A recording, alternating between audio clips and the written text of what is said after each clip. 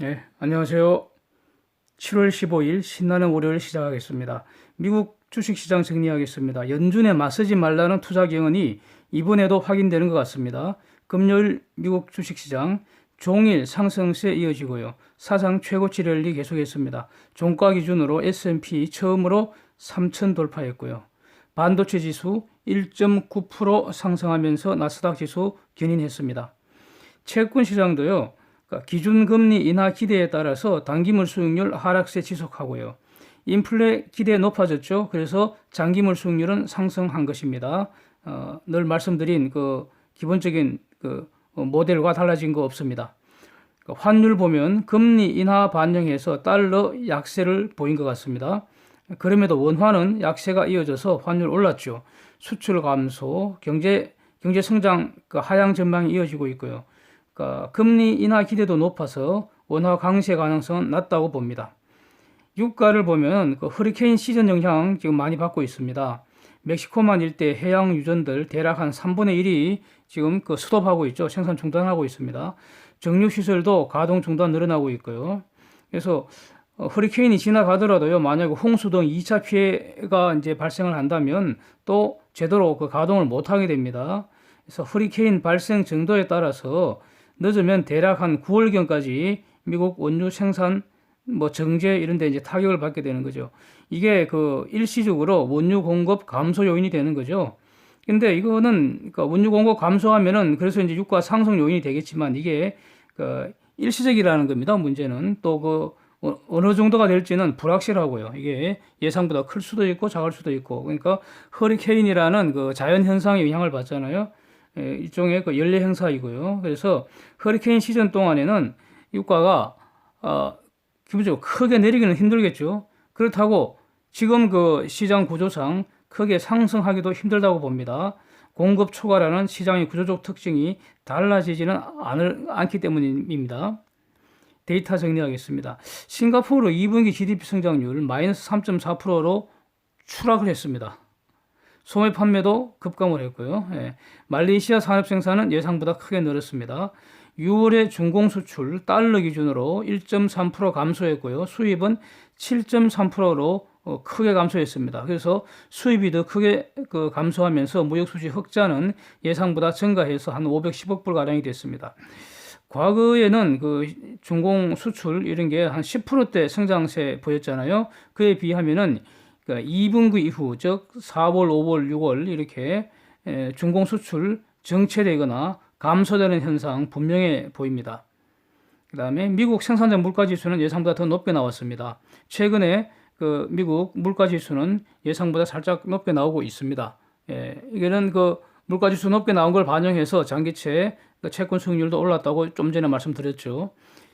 쟁점 한번 정리해 보겠습니다. 미중 무역 전쟁에 대해서요. 피트 나바로가 CNBC하고 인터뷰하면서 트럼프나 라이트하이저 입을 통해서 나온 말만 믿어라. 월스트리트 저널이나 인민일보 이런 데서 나오는 쓰레기 기사라고 표현을 하네요. 이런데 휘둘리지 말라는 취지입니다. 곧 베이징 갈 거랍니다. 그러면서 그런데 베이징 가겠죠. 언젠가는 가겠죠.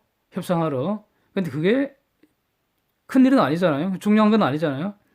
실질적인 진전이 지금 없는 것 같아요.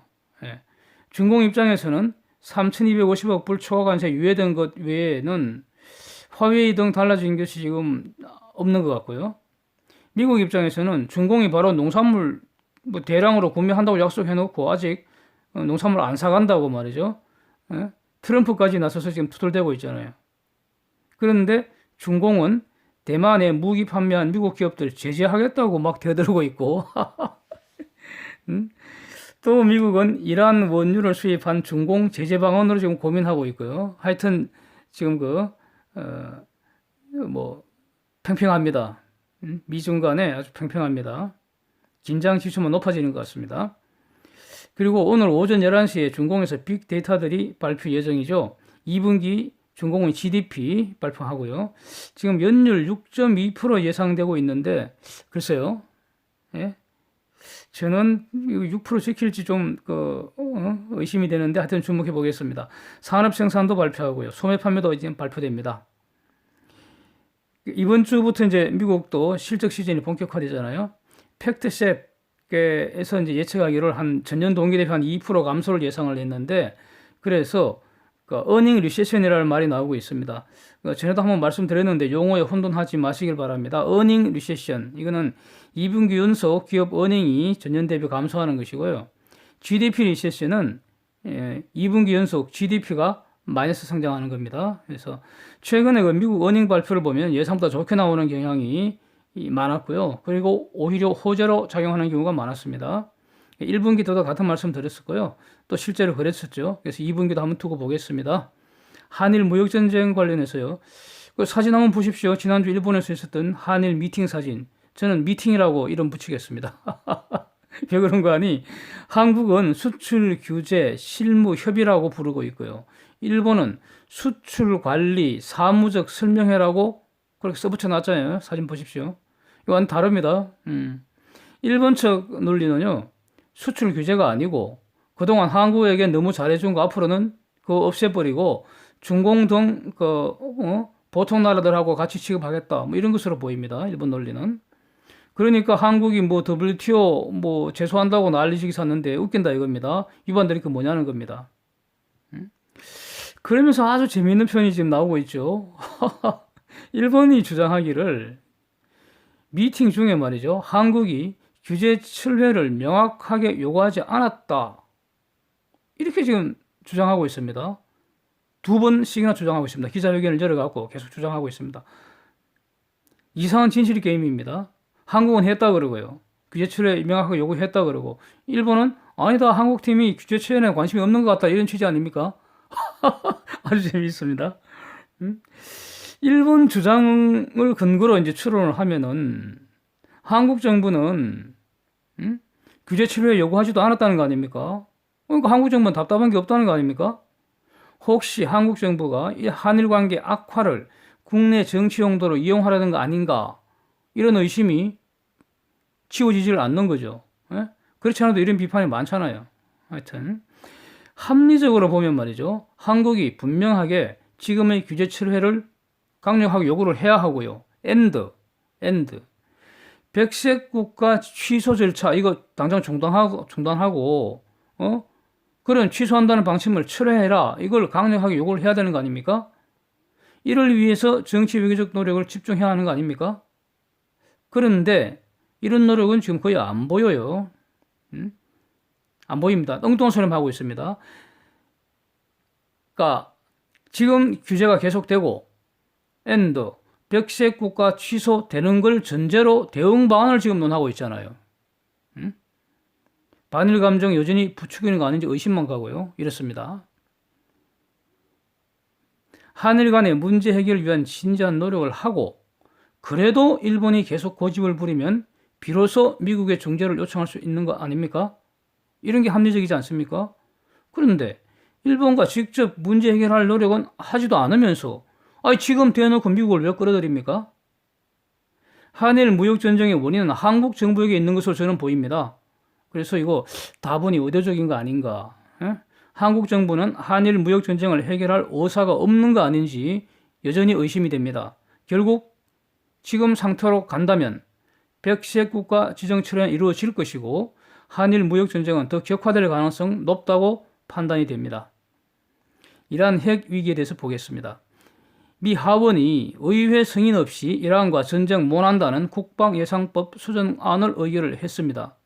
하원은 민주당이 다수당이고요. 그런데 상원은 공화당이 다수당이고 또 트럼프가 거부권까지 갖고 있기 때문에 이게 그 민주당 마음대로 될 가능성은 거의 없다고 봅니다.